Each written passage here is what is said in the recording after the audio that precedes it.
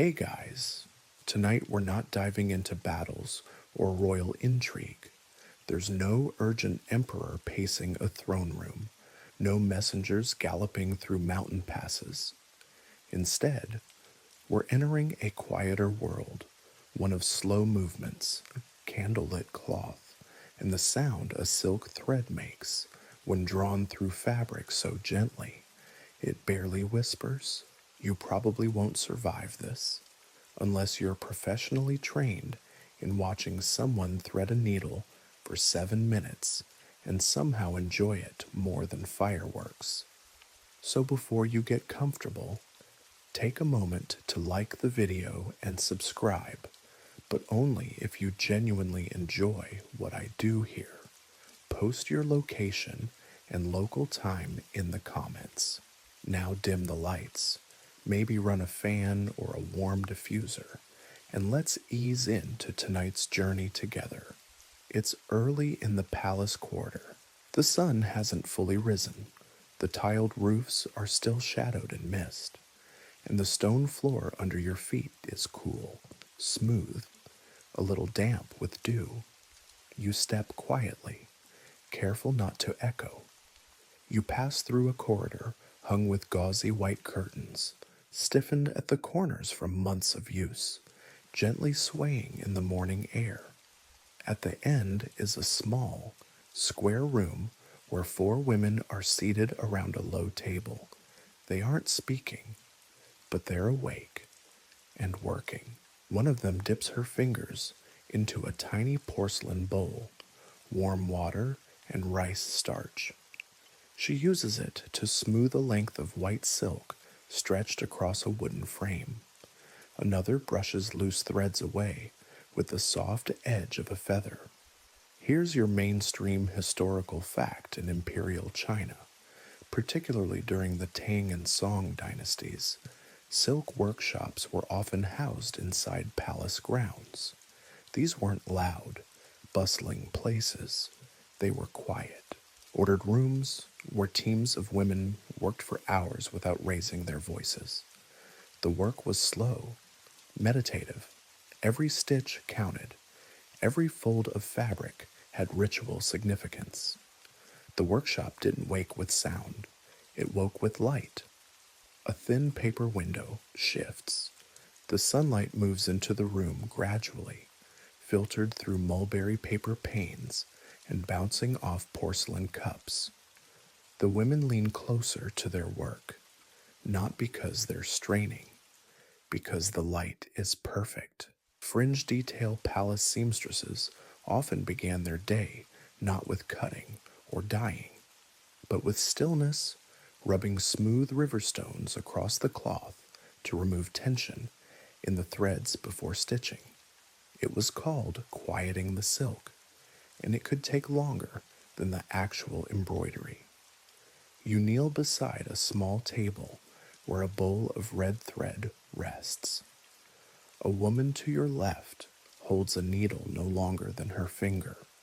Her hands are dry, her nails clean but unpainted. She slides the thread through the eye slowly, then tests it on the edge of her sleeve.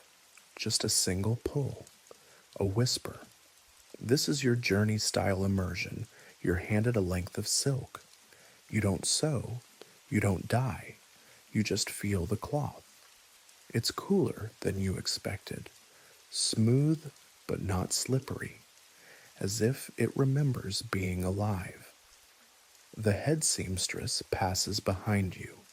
She doesn't pause, but she nods once, just enough to let you know you're not disrupting the rhythm. The thread slips again, a breath, a stitch. The room holds the moment without gripping it, and you realize this isn't labor, it's ceremony. The light has grown just enough now to give the silk a subtle shimmer, not bright, not dazzling, but soft, like the fabric has remembered it's made from something that once wrapped itself in leaves.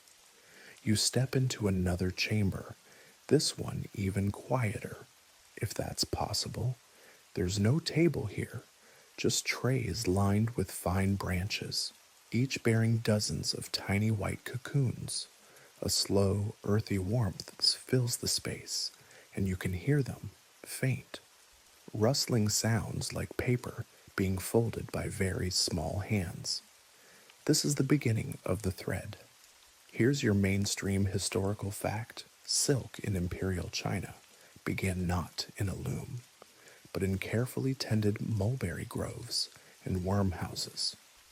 The silkworm Bombyx mori fed exclusively on mulberry leaves, and its care was a full-time, detail-oriented task, from egg to cocoon.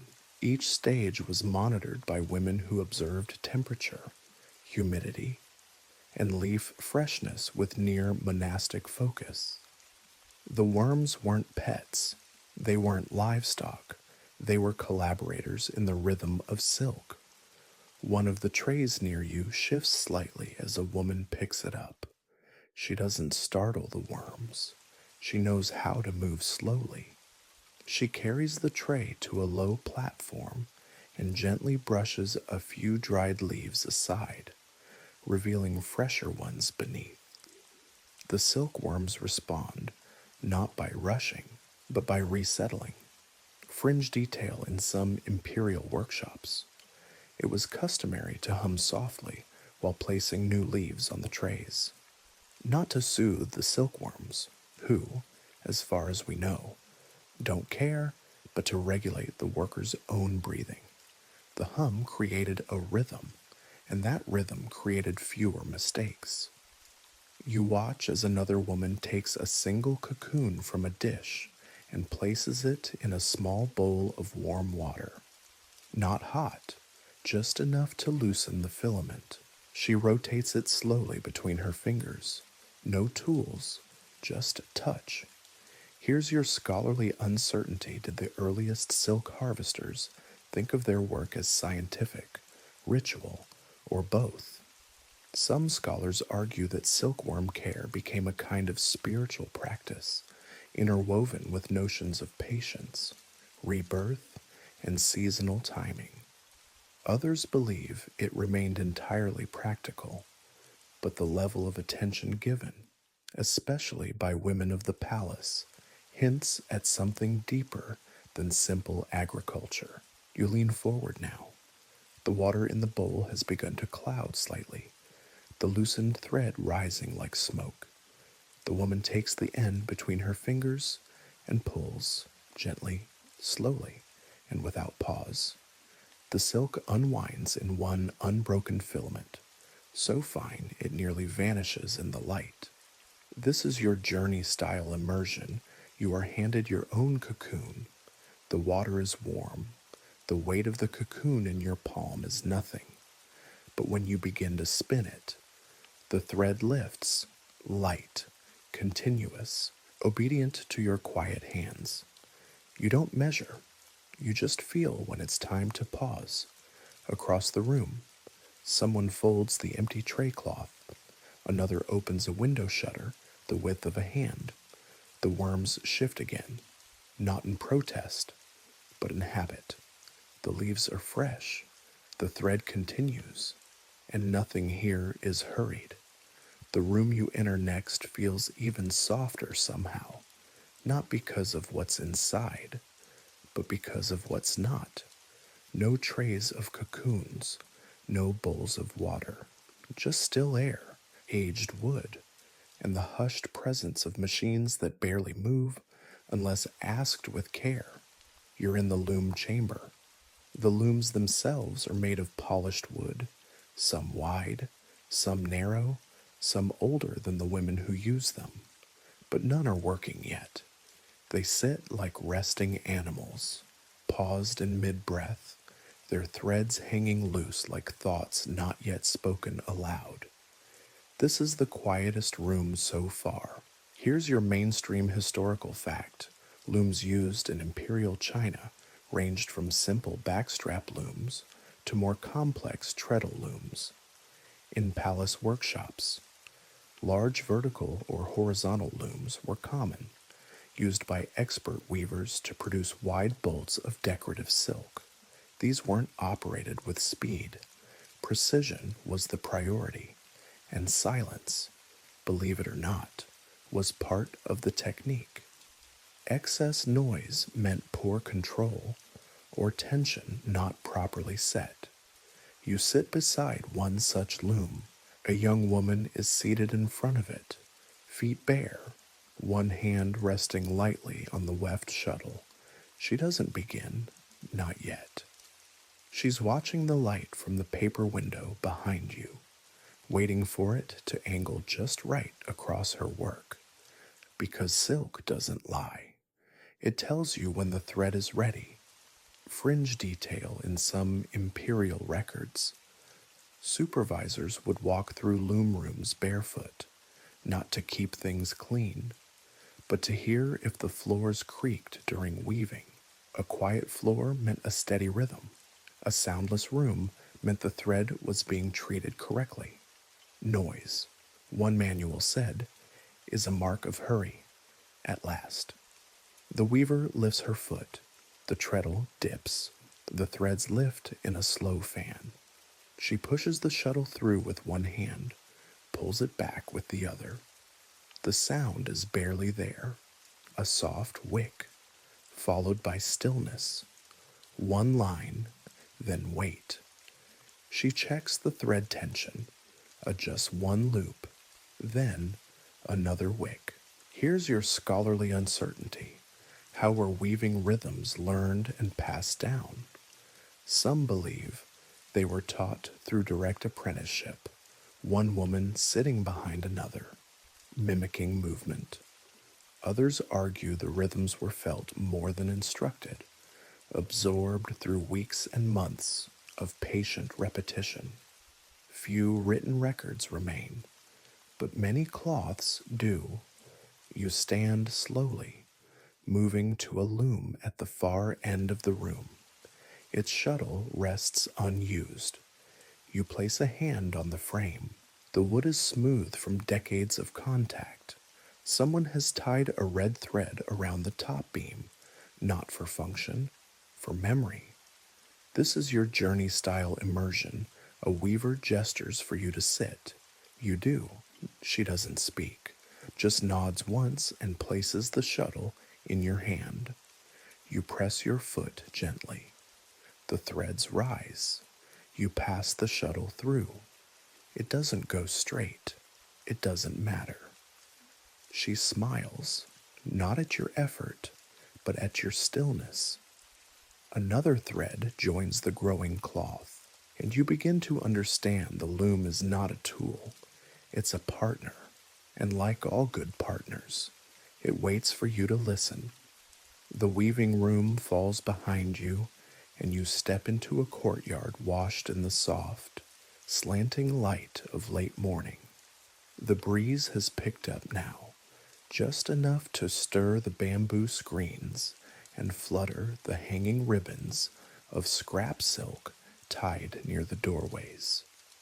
The women here walk slowly between chambers, carrying folded cloth, spindles of thread, and steaming bowls of tea that cool as they're delivered. They don't rush, because sewing silk, true sewing, has never been about speed. Here's your mainstream historical fact in Imperial workshops, especially during the Tang and Ming dynasties. Thousands of women were employed as gongnu, palace seamstresses. Some worked directly in the emperor's court. Others belonged to state-run textile bureaus. Most of them worked in teams, creating everything from ceremonial robes to daily garments for the imperial family. Their tasks were divided: cutters, stitchers, dyers, finishers, and many women specialized in a single stage for life. You pass through one wooden doorway into a sunlit sewing hall. There are no tables. The women sit on floor cushions or narrow benches, backs straight, knees raised slightly as they work.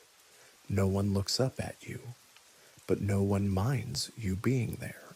You notice something quiet but remarkable. No one is ever idle if they aren't stitching. They're untangling thread. If they aren't cutting fabric, they're pressing it beneath warm stones. Movement is constant, but slow. The kind of constant that doesn't feel tiring. Fringe detail needlework in palace workshops was guided not by spoken command, but by glance and gesture. Seamstresses learned to watch for nods, for sleeves lifted slightly to signal a change in rhythm, or for a finger held briefly against the cloth to mark a place of tension. Words weren't discouraged, they were unnecessary. At a nearby bench, an older woman carefully threads a new needle, twice, once through the cloth and once again, back into the same hole. The thread forms a small knot at the edge of a collar. It's decorative, but only slightly. You sit beside her. She does not pause, but after a moment, she nudges a basket of red thread toward you with her elbow. An invitation. Here's your scholarly uncertainty. Did seamstresses in the Imperial Palace view their work as artistry or obedience? Some historians argue that, for many, it was sacred craft, especially for those sewing dragon robes or festival garments. Others suggest it was seen as refined labor, carried out with pride, but within strict hierarchies. What's clear, their silence was not servitude. It was mastery, expressed in stitches. This is your journey-style immersion. You pick up a length of thread and try to follow the seam just as she did. It's harder than it looks. The silk slips easily, but the fabric doesn't seem offended by your clumsiness. It seems to be waiting for you to understand. One stitch, pause. Another, no one corrects you because no one hurries here. Across the hall, a girl barely older than you hums a tune, not loudly, just enough to remind the thread you're being watched. The woman beside you finally ties off her line, and before moving on, she smooths the silk gently with both hands, as if saying goodbye to something that still remembers being made. You remain seated on the cushion for a long while, not working, not resting, just present, and that seems to be enough. The sewing hall hums with quiet diligence, thread slipping through cloth like water through reed mats. Eventually, you rise and follow the gentle clink of ceramic dishes being arranged. The next room is smaller, warmer, and more concentrated in light. A single high window lets sunlight fall in a perfect square onto a low table. No one is sewing here. They're measuring, but not with rulers, with hands. Here's your mainstream historical fact. Seamstresses in Imperial China often worked in teams, measuring cloth not with standardized tools, but with arm spans, finger widths, and knotted cords. Silk, in particular, could not be handled too roughly or stretched too quickly. The human body itself was the gauge, gentle, responsive, and reliable, and above all, quiet. Imperial tailors prided themselves on executing multi-person measurements without speaking aloud. 3 women kneel around a length of green silk laid out on the floor. One holds a small bronze weight at one corner. Another slides her hand slowly along the edge, counting finger widths in rhythm with her breath. They don't signal. They don't nod. They simply move in a shared understanding. Fringe detail in some workshops. Special cords were dyed with alternating shades, red and white, or blue and yellow, to mark standard lengths used in robe making. These cords were passed down from mentor to apprentice and were often more trusted than wooden measures. Over time, some cords became so worn they were retired with small ceremonies, folded, wrapped, and burned like brush letters. You kneel near the silk, The woman closest to you lays her palm across the fabric and gently rotates her wrist, then lifts a corner and folds it inward by 1/3. No chalk, no pins, just the logic of long practice. Here's your scholarly uncertainty. How were these silent measuring techniques taught, especially in a culture that valued verbal instruction in most scholarly disciplines? Some scholars believe apprentices watched for months before being allowed to touch the cloth. Others suggest they learned through mimicry during festival seasons when larger teams worked together. But what's clear is the precision came from stillness, not correction. This is your journey style immersion. One of the women hands you a short length of knotted silk cord. There are 4 knots along its length, spaced evenly. She points to the first, then to the edge of the cloth, then places your hand on the second knot. You breathe, you fold, and for just a moment, the cloth accepts your gesture without resistance. Across the room, a piece of paper is held up to the light, a pattern, faintly inked with brush and dust. It glows like a soft promise, and the cloth, patiently held between palms and knotted thread, seems ready to become whatever the silence decides. You step from the measuring chamber into a room that smells faintly of ink and something floral, like petals crushed days ago, now dry but still clinging to memory. The air is warmer here, thicker, not heavy, but saturated with intent. There's fabric everywhere, not folded, not finished, just waiting to be drawn on. Here's your mainstream historical fact patterns on imperial silk garments were rarely improvised. Before any embroidery began, outlines were carefully stenciled onto the fabric using hand-cut templates, soft brushes, and light ink. These patterns, dragons, clouds, flowers, waves, were not drawn freely. They followed exact design traditions handed down through guilds, court edicts, and family instruction. Even the smallest line had to be approved by silence. You sit on a low stool beside a square of golden silk, stretched flat across a wooden frame. A young woman in a faded red tunic leans over it, dipping a slender brush into a shallow dish. She lifts it slowly, drips once, then begins, not with bold strokes, with a dot, just one, then another, then a line so thin it looks like it was whispered onto the fabric, fringe detail for highly prized robes. Some artists would apply patterns using a powder of charcoal and crushed petals, blown gently through the holes of a fine stencil. The result was barely visible, a constellation of guidance dots, meant for the embroiderer's eyes alone. Sometimes, those dots remained even after the thread was sewn, a hidden collaboration between painter and seamstress.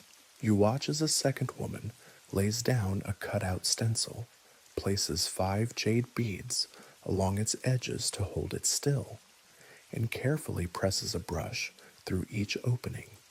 There's no haste, no need for correction.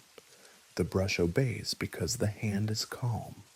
Here's your scholarly uncertainty where the stencil designs treated as artistic expression or symbolic mandate. Some historians believe court seamstresses were allowed subtle variations in floral and wave patterns, reflecting regional aesthetics or personal flourishes. Others argue that deviation was discouraged, especially for imperial garments, where each curve had prescribed meaning. Perhaps both are true. Perhaps, like the thread, design followed structure, but with breathing room. This is your journey style immersion. You are handed a folded square of stenciled silk. Your fingers trace the dry lines, not raised, not etched, just present. You imagine how the needle will follow them, how each curve will become tension, then relief, then color across the room. Another apprentice blows gently across a pattern just finished. A cloud of pink dust lifts, then vanishes. The ink remains, the cloth remains, and in this room, the future pattern waits like a song hummed once and remembered forever. The scent of petals and ink lingers behind you as you move down a narrow hallway. Where the floor changes, stone gives way to tightly packed clay, warm and faintly damp underfoot. You enter a darker chamber, but not one without color. This room is where silk meets dye, but not all at once, and never without patience. Here's your mainstream historical fact. Dyeing silk in Imperial China was a slow, layered process governed by ritual, season, and the chemistry of nature.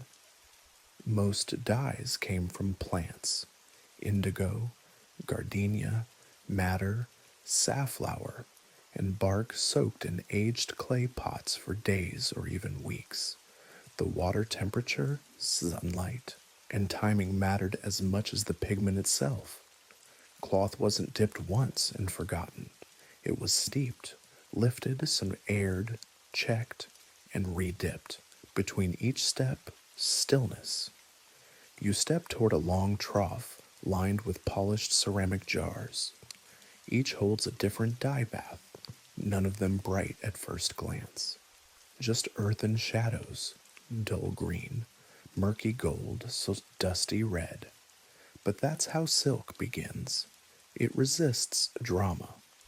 One of the women lifts a length of undyed silk with a carved wooden paddle. She lowers it slowly into a bath of what looks like brown water. The moment the cloth touches the surface, it darkens, first faintly, then in wide, trembling ribbons. She holds it there, still. Fringe detail certain palace workshops only dyed cloth under morning light, believing that sun at its peak caused color to rise too fast and fade too soon. In some cases, assistants fanned the air above the baths to keep the temperature consistent, not with tools, with palm leaves. Human rhythm was more trusted than fire. You kneel beside one pot. The dye inside is made from mashed sappanwood bark, deep red when concentrated, rose-colored when thinned. A small sign carved into bamboo hangs beside it. One symbol, wait. The woman at the vat looks up, then hands you a paddle. No instructions. She knows you've seen the rhythm. You lift the silk gently from the warm bath. Here's your scholarly uncertainty. How did imperial dyers standardize the shades across months and seasons with such limited tools? Some scholars believe color guides were visual and intuitive, learned through touch, smell, and sight. Others argue that the most experienced dyers worked almost like alchemists, testing a dye's readiness by how it clung to their fingers, or how it settled at the edges of a stirred pot. There are no surviving recipes, only notes like stir until the water smiles. You watch your silk change, so gradually it's hard to say when it became something new. This is your journey-style immersion. The woman beside you hands you a narrow ladle of cool water. You pour it along the edge of the vat, not to cool the dye, but to coax it evenly across the cloth. A soft cloud blooms outward. The fabric doesn't ripple, it accepts. And as the silk deepens, just a shade more, you realize you're not dyeing it. You're inviting it to take on color, to hold it, to become more itself without resistance. Someone in the corner begins to fan the room. The shadows dance, the colors wait, and no one counts the minutes. only the change. The dyed silk now hangs in long, silent ribbons from a lattice of bamboo rods overhead. A faint breeze has crept in through a doorway, left slightly ajar, causing the fabric to sway just a little, not enough to disturb the dye, just enough to remind you that air, too, is part of this work. You move into the next room, smaller and brighter. It smells faintly of starch, cedar, and something sweet, maybe jasmine, maybe pressed rice. There are no dyes here, no pots, no cords, only needles and hands.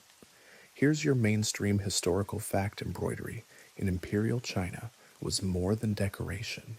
It was a language. Patterns communicated rank, occasion, even season. Certain stitches were used only for dragons, others for clouds, cranes, waves, or plum blossoms.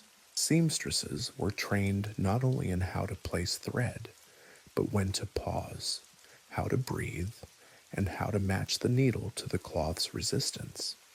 A single robe might require months of steady stitching, not because it was complex, because it was meant to unfold slowly. You sit beside a girl of about 17. Her hands are tiny and calloused, but precise. She holds the needle as though it's part of her own anatomy. Her work is an endless curl of plum blossoms, petals shaped with a single looping technique, thread shaded from deep rose to near white. She pulls once, stops, looks, then pulls again. Fringe details: some palace embroiderers were trained to time their stitches by breath, not seconds. A stitch on an exhale, pause on the inhale, others synchronized to the soft click of a hanging water clock. This gave their work a meditative rhythm that some described as threading silence through silence. You're handed a practice square of silk, deep green, already stretched on a round frame. The head seamstress places a needle into your palm. Then she steps back, no words. Here's your scholarly uncertainty where stitches standardized. Did each pattern follow a fixed chart? Some scholars believe palace seamstresses worked from approved sketches, passed down and copied. Others argue they carried patterns in memory, woven into their fingers over years. Many suggest a mixture of both. The only certainty is that you can't rush embroidery. You try one stitch, the thread resists slightly, you exhale, it slips through. Another, then pause. This is your journey style immersion. You sew not to finish, not to impress, not to create beauty. You sew to remain still, to hear the sound of thread sliding through silk, to feel tension become form. Across the room, someone coughs softly. Another adjusts the edge of her frame. The blossoms on her cloth are so lifelike they seem to move, but not toward completion, just toward presence. The girl beside you finishes a petal. She leans back, sets the needle down, and closes her eyes, just for a moment. Not because she's tired, because the bloom is complete, and nothing else is needed. The embroidery room grows quieter as the day deepens, not because anyone has left, but because the rhythm has changed. The needlework continues, but more slowly now, more gently, as though the cloth itself is beginning to feel the hour. You rise and follow a narrow corridor to a high-ceilinged room with shuttered windows and long benches arranged in rows. But there are no overseers shouting instructions, no rigid postures of inspection. At the front of the room stands a woman in pale gray robes, hair pinned high, a single bronze clasp glinting in her bun. She says nothing, She simply walks. This is the supervisor, and she leads not with command, but with calm. Here's your mainstream historical fact in many imperial textile workshops, particularly during the Qing dynasty. The Zhuguan, head seamstress, held positions of great respect. She oversaw materials, schedules, designs, and the work of dozens, sometimes hundreds, of women. Yet she often gave no orders. She observed, advised, placed a hand on a shoulder, pointed to a stitch. Her authority rested not in volume, but in presence. You watch her now as she moves from frame to frame. One woman's thread has tightened too much. The supervisor presses a fingertip to the tensioned cloth just once, and the stitcher immediately unpicks 3 threads. No scolding, no comment. The correction is understood. Fringe details some head seamstresses were said to have such steady hands that they could finish an entire blossom in one breath, whether true or not. Their value came not from speed, but from consistency. A common saying in workshops was, "The silk will never outrun her." The supervisor approaches your bench. She looks at your stitch, not perfect, not even straight, but not rushed. She nods. Then she adjusts your fingers, not correcting, simply showing. You feel your shoulder drop. You hadn't realized it was tense. Here's your scholarly uncertainty. How much power did women like the Zhuguan hold in the broader court hierarchy? Some records suggest they advised even noblewomen on attire and etiquette. Others claim their influence remained within the workshop's walls, but all agree they were revered for their discipline, not their title. This is your journey style immersion. The supervisor guides your hand once more, then lets go. She walks on. You continue stitching, but now with a new rhythm, not faster, just steadier. A breath, a loop, a pause. Someone opens one of the upper shutters. A shaft of golden light spills across the floor, catching the edge of a finished robe nearby. It glows faintly, like it remembers every hand that touched it. The supervisor kneels beside one of the oldest seamstresses and takes the needle from her fingers, not to finish the work, but to show how it began. They smile without words. Then the needle is returned, and the cloth, once again, is trusted to steady hands. The sun has fallen further now, casting long, slanted lines of amber through the paper-paneled windows. The air inside the workshop feels warmer, thick with hours of breath and the weight of labor that never rushed. You pass through a quiet archway into a room with shelves of half-folded garments and shallow drawers that smell of cedar and powdered starch. This is where time forgets to count, because some sleeves take a season.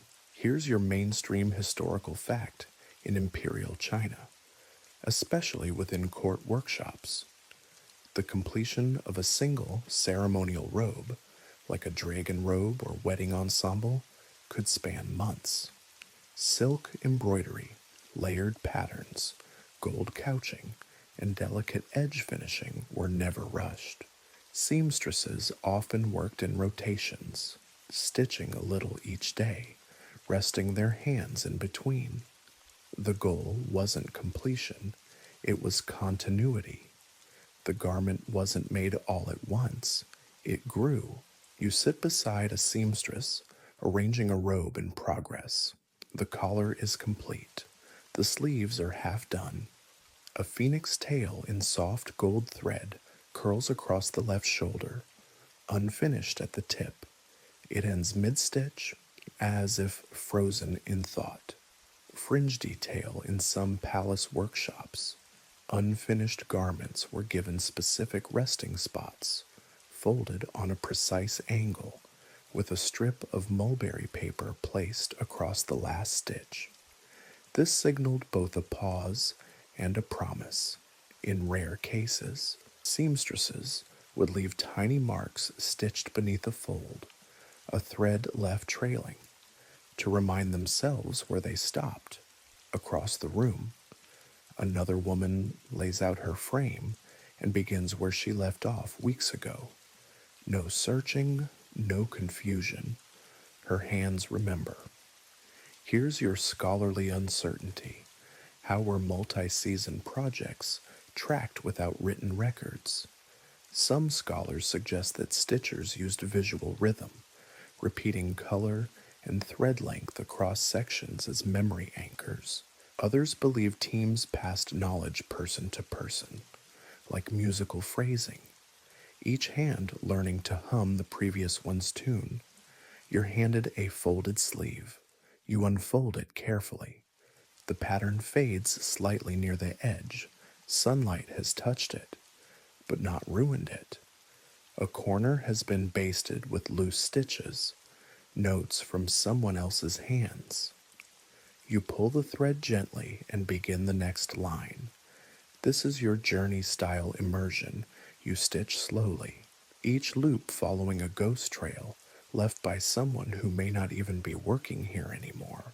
But she left enough behind for you to follow, not because she was told to, because the garment deserves continuity. Across the room, two seamstresses trade places at a larger frame. One bows slightly before taking over. Not a ritual, just rhythm. The thread doesn't stop. It just changes hands. A candle is lit in a corner, and the robe in front of you catches its light. A shimmer rolls across the pattern, not bright, not loud, just patient. And in that glow, you realize this sleeve wasn't sewn in a day. It was weighted into existence. You rise slowly, sleeve still in hand, and return it to its designated drawer, lined with soft cloth, mulberry paper, and a faint scent of rosewood oil. The drawer closes without a sound. Your footsteps lead you into a different kind of room now, one with no visible thread, no frames, no pigment, just mats on the floor, cushions by the wall, and a low, steady hum, too soft to be speech, too rhythmic to be silence. This is not a workroom. This is a place for rest. Here's your mainstream historical fact: Imperial workshops, particularly those serving the palace, observed strict periods of rest and recovery. These weren't treated as idle breaks. They were structured intervals, woven into the rhythm of labor, where workers were encouraged to slow their bodies, protect their hands, and soothe their breathing. There were no bells, no formal naps, just a shift in pace, accompanied by low singing or instrumental murmurs. You sit near a group of seamstresses stretched out along mats. One massages her palms, another presses warm cloth over her fingers. A third, older woman hums a lullaby, not directed at anyone, but offered like steam from a teacup, fringe detail in some workshops. It was customary to sing during rest, not as entertainment, but as calibration. These songs were slow, low-toned, and often improvised, with lyrics made of remembered lines, seasons, or things that had no names. One record describes a lullaby sung not to children, but to a piece of cloth left folded too long. You lean back against the wall. The room is dim now. A shutter has been drawn. A small censer releases thin tendrils of smoke that smell of orange peel and sandalwood. Someone passes by with a tray of rice water and warm towels. She sets them down. No words. Here's your scholarly uncertainty: were these rest practices formalized, or simply tradition? Some scholars believe detailed rest periods were written into Imperial records. Others argue these rituals were passed down orally, never regulated, but respected. What's clear is that the workers themselves treated these moments as sacred, not escape, alignment. This is your journey style immersion. A girl seated beside you offers a folded length of silk, soft, old, used only for hand pressing. You drape it across your palms. It holds a little warmth, like it's just been used. You press your fingers gently into the cloth, not to stretch, not to test, just to remind your hands what softness feels like.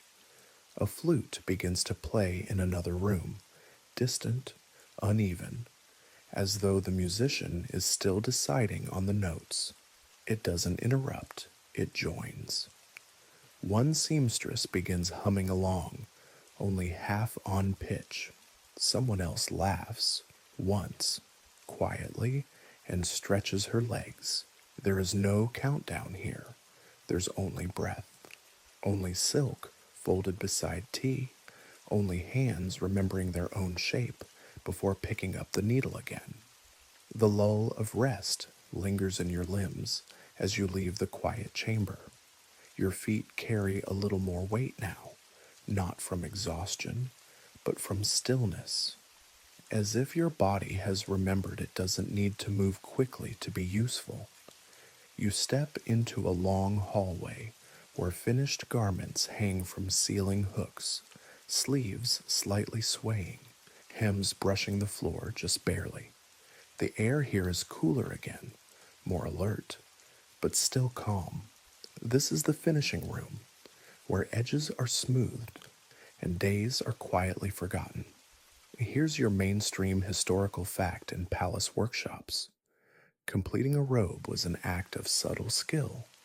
The final seams were stitched by the most experienced hands. Edges were pressed between warmed stones. Threads snipped with copper scissors, dulled just enough not to fray the silk. A finished robe wasn't just sewn, it was soothed into completion.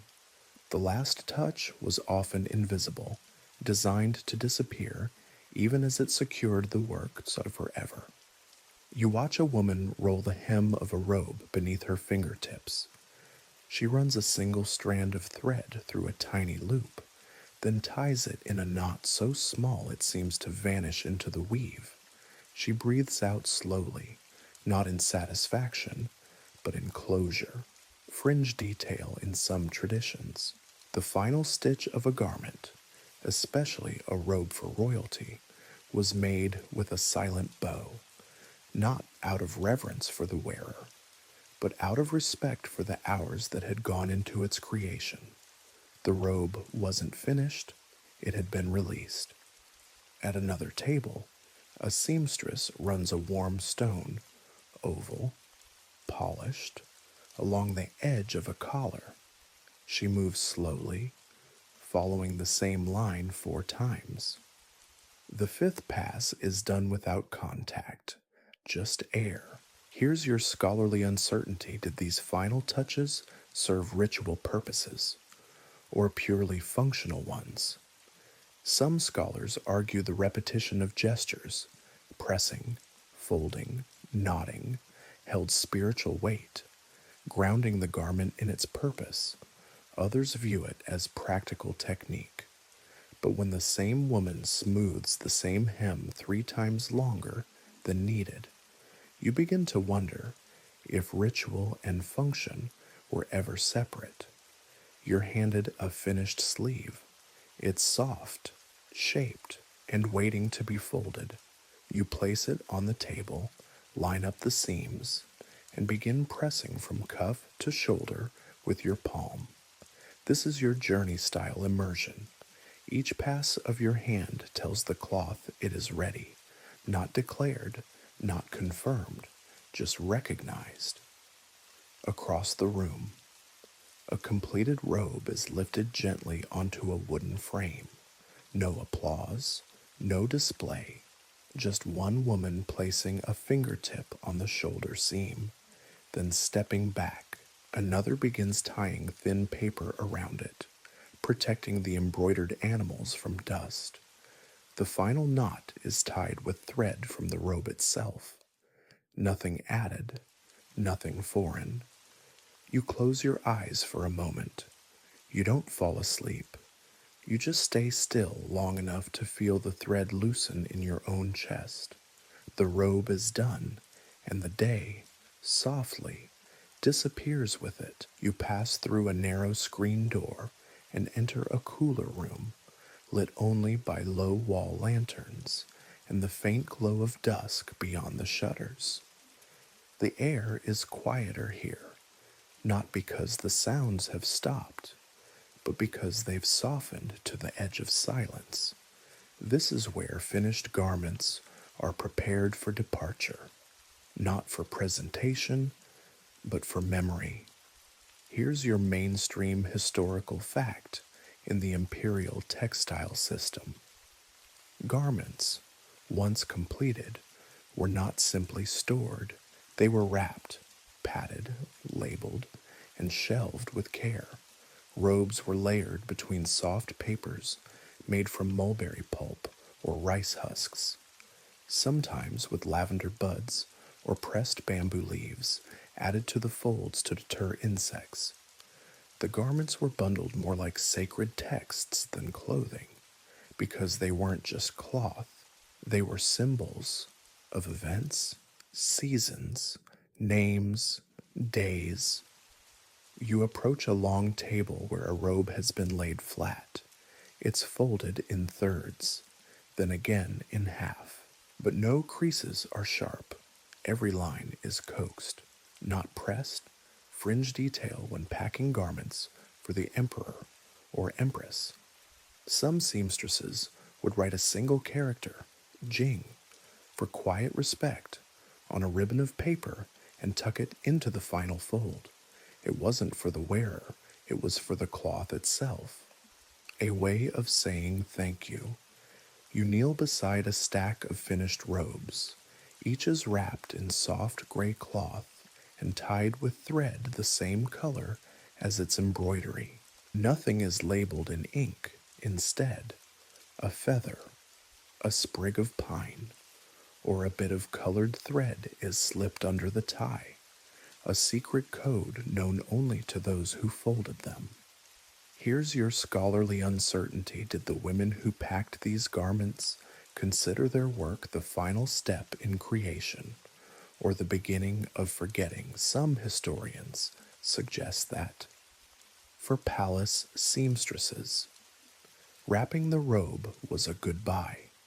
Others believe it was an act of transition, clothing something not to be worn, but remembered. Maybe both are true. This is your journey-style immersion.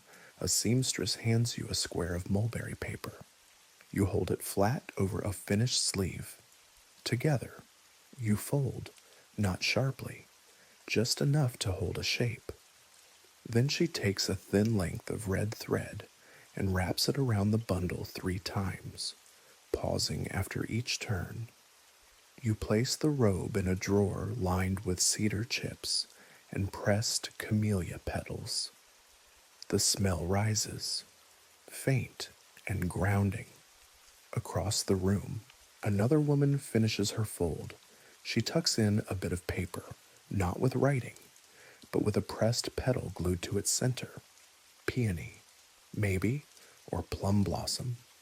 She closes the drawer and bows her head, not low, not long, just enough to let the cloth know it is no longer needed, but will not be lost. And as you stand, you understand this isn't packing, it's preservation, not of fabric, of care. Night has arrived now, not with drums or bells, but with a slow deepening of blue across every surface. The inner courtyard glows faintly with the light of paper lanterns, each casting soft gold through reed windows and fluttering against a breeze that smells faintly of pine ash and ink. You follow the scent into a smaller room. set apart from the others. Its door is half open. Inside, quiet hands, slow thread, and soft circles of candlelight trembling just slightly with breath. This is where the final stitches are sewn, at night, by flame. Here's your mainstream historical fact, despite the reliance on natural light. Seamstresses in Imperial China often worked into the evening, especially in winter or during festival seasons. Candles made from animal fats or plant oil burned low on ceramic dishes, and a full room of them gave just enough light for hands already trained in darkness. No one rushed. These final hours were for gentle tasks, fine edging, looped closures, or decorative additions. Night work was considered delicate, not because of vision, but because of atmosphere. You sit near the edge of the room where several women hunch over stretched cloth. No one speaks above a whisper. The only sounds are thread being tugged, once, then again, and the soft tap of a small wooden needle holder being set down and lifted up. Fringe detail seamstresses often wrapped their fingertips in thin rice paper when working by candlelight, not for warmth, but to dull their skin's oil and keep the silk from catching. Some women could thread a needle in one try by feel alone. A few were said to stitch with eyes closed, relying entirely on memory. A low candle is pushed toward you. It glows like a small sun. A square of untrimmed embroidery lies in your lap, clouds done in gold thread, but the edge unfinished. You're handed a needle already strung. Here's your scholarly uncertainty were these night rituals, solitary or communal. Some records show seamstresses working in quiet groups, while others describe solitary figures sewing by moonlight in temple rooms. What remains consistent is the calm. The stillness of evening was not just a necessity, it was an ingredient. You stitch slowly. This is your journey-style immersion. The gold thread glints with each movement. Not bright, just momentary gleams. You begin to feel your breath slow to match the pull of the thread. Across the room, someone refills the oil dish. Another woman places a hot stone under her frame to keep the silk loose in the cold. The supervisor sits nearby, not watching, just sewing beside the others. Her fingers move like smoke, and then pause. The thread is tied. The edge is smoothed. The light doesn't flare. It flickers. You fold your cloth and place it beside hers. You both lean back. No robe is finished here, just readied for quiet, just allowed to end gently. The candles are lower now. Just a few soft pools of gold remain, scattered through the corners like stars in retreat. You sit quietly, hands still, the cloth folded in your lap. No one tells you what time it is. No one asks if you've finished, because nothing in this workshop ends. It simply rests. The room is still. The needle has stopped. The thread lies slack, not abandoned, but satisfied. You lean against the smooth wooden post at your back. The scent of warm silk and burnt wick clings faintly to the air. Outside, the wind has softened, and somewhere far off, a night watchman knocks once on a distant gate. You're not expected to respond. You've sat with patience tonight, not your own, but centuries of it. You've felt what it means to move slowly, to fold gently, to let breath lead your hands. You've walked through rooms of quiet rhythm, not just for garments, but for presence. Let your shoulders fall. Let your fingers uncurl. There is no more thread to pull tonight. There is no sleeve waiting for your hand, no robe needing its final knot. just warmth, rest, and stillness. The women around you shift, one by one. Some stretch their arms, others tuck their work into linen sleeves, pressing the corners flat. One lifts a candle and shields the flame with her palm as she walks away. The glow fades behind a screen. Let your breath follow hers, long in, long out. The world outside this chamber turns, as it always has, but within these walls. Time has already laid itself down. You've measured nothing and accomplished everything. You were present, and that was enough. Now, fold yourself as the silk was folded, loosely, without urgency, without end. Let the thread trail behind you. Let your thoughts lie smooth. You are sewn into sleep now, not tied down, just wrapped in quiet.